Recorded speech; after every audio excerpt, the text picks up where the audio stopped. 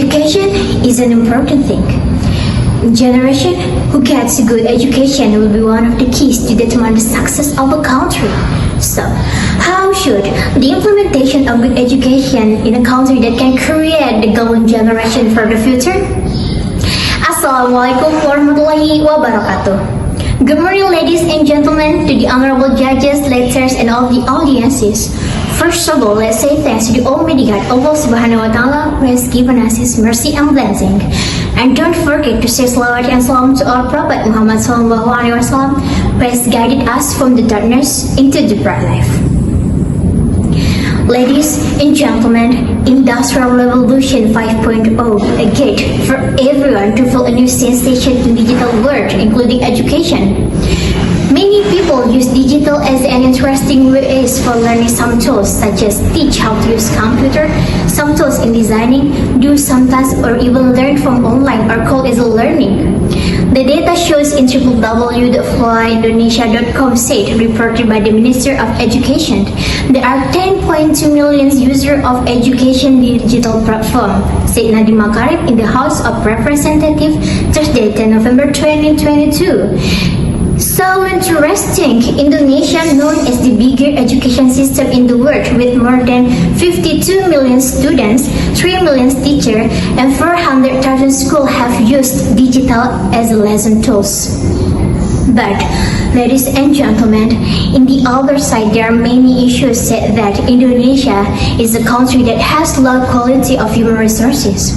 This problem also sees from survey result by Program for International Students Assessment or PISA from Explorer.id reported that Indonesia is still left behind 128 years than another country with literacy score 71st grade from 81st members of countries.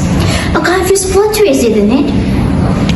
Being left behind in terms of education is not only a problem in academic, but also can impact in nation's social and economic development. Country whose education is still lagging behind will be difficult to produce superior and globally competitive human resources. Reported from World Bank also show the low quality of education impact the productivity of national foreign resources and in the long term can create a cycle of poverty and is difficult to break. So, what is the solution for our generation in sustainable development?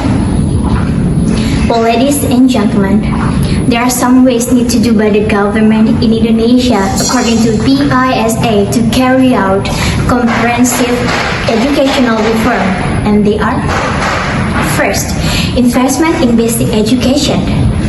Everyone in Indonesia needs to get a good education since they're a child.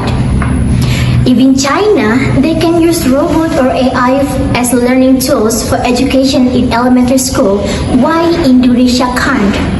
The government should increase budget allocation for education sector. Second, improving quality of teacher. A good students are produced by a good teacher, and a good teacher will also be produced by a good learning system and more transparent wages. Teacher professionalism must be priorities so that teachers are increasingly valued, not inherent in creating nation's children's character.